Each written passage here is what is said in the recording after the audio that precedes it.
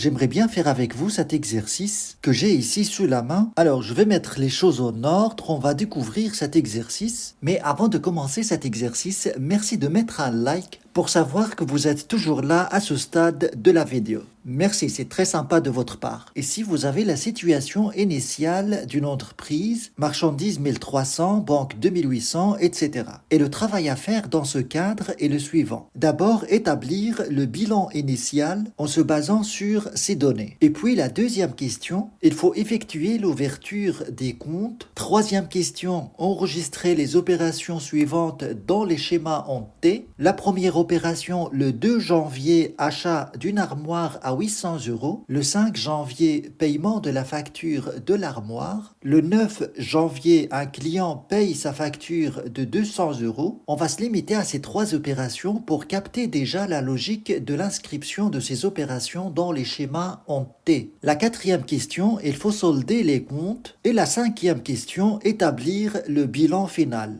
Alors là, vous avez un exercice typique en comptabilité. Si vous arrivez à faire cet exercice d'une manière facile, vous aurez plus de facilité à comprendre des exercices plus compliqués. Alors, je barre toutes ces questions. On va commencer d'abord par la première. On va établir le bilan initial. Alors, j'ai ici mon bilan au 1er janvier. On a actif à gauche et passif à droite. Vous avez d'abord au niveau actif l'immeuble de 150 000 €, marchandises de 1300 €, client 700 €, banque 2800 € et au final la caisse 500 €. Alors bien sûr, pour établir ce classement, on se base sur le principe de liquidité que je vous ai expliqué dans d'autres vidéos. Au niveau passif maintenant, on a d'abord la dette à long terme de 80 500 et puis fournisseur 1700 €. Alors bien sûr, il manque ici au passif le capital. Si vous ne trouvez pas le capital dans un exercice, alors il faut l'ajouter au passif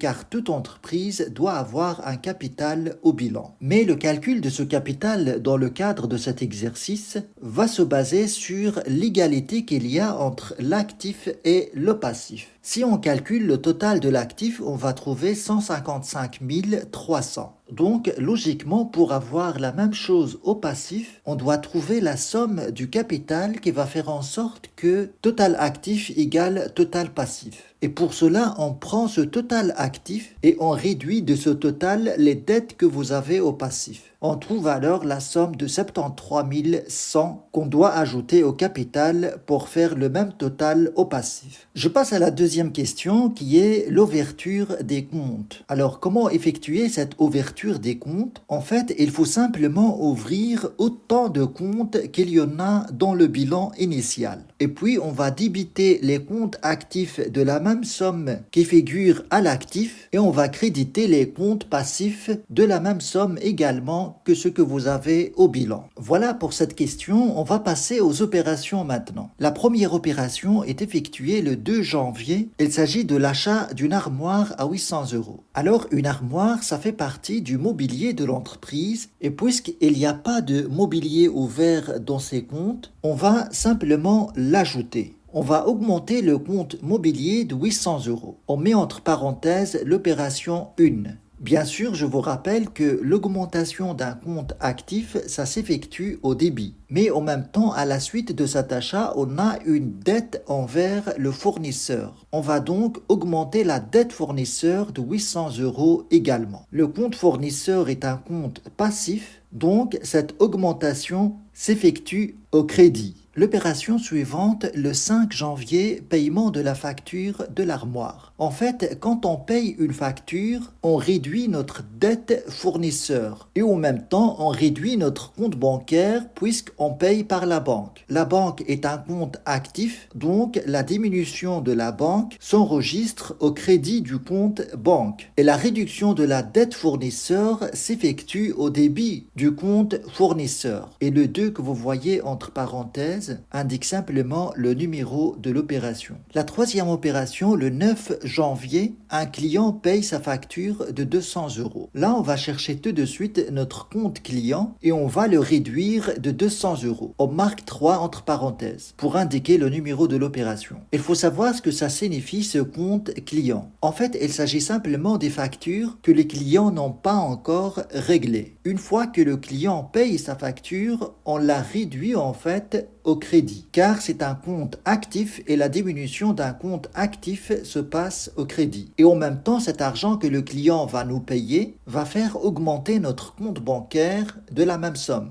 Et puisque la banque est un compte actif, l'augmentation se passe au débit. Donc, on met 200 euros au débit du compte banque. Voilà pour l'enregistrement des opérations. Maintenant, on va passer à la dernière question qui est de solder les comptes. Pour solder les comptes, c'est facile. On va simplement ajouter soit au crédit, soit au débit, ce qui va faire en sorte que le total débit égale total crédit. Si ce qu'on ajoute est inscrit dans la colonne crédit, alors c'est un solde débiteur et ça signifie que le total débit est supérieur au total crédit. À l'inverse, si on ajoute une somme au débit, alors dans ce cas, on parle d'un solde créditeur. D'une manière générale, les comptes d'actifs doivent avoir un solde débiteur et les comptes de passifs doivent avoir un solde créditeur. Voilà, cela est fait. J'aimerais bien préciser ici que seul le compte banque, au niveau des comptes actifs, peut avoir un solde créditeur. Et quand c'est le cas, ça signifie que le compte bancaire est à découvert. C'est-à-dire que le compte bancaire est en dessous de zéro. Mais il s'agit de situations exceptionnelles, très très rares. On va pas s'attarder là-dessus. On va maintenant passer à la dernière étape, ou bien la dernière question, qui consiste à établir le bilan final au 9 janvier. Dans le bilan final, en fait, on va simplement mettre les différents soldes que nous avons calculés. Immeuble, vous avez un solde de 150 000, mobilier 800, marchandises 1300, clients 500, banque 2200, caisse 500. On arrive donc à un total de 155 300. Au passif, on a un capital de 73 100, dette à long terme 80 500, fournisseur 1700 et le total de tout ça, c'est la même chose que au niveau actif 155 300.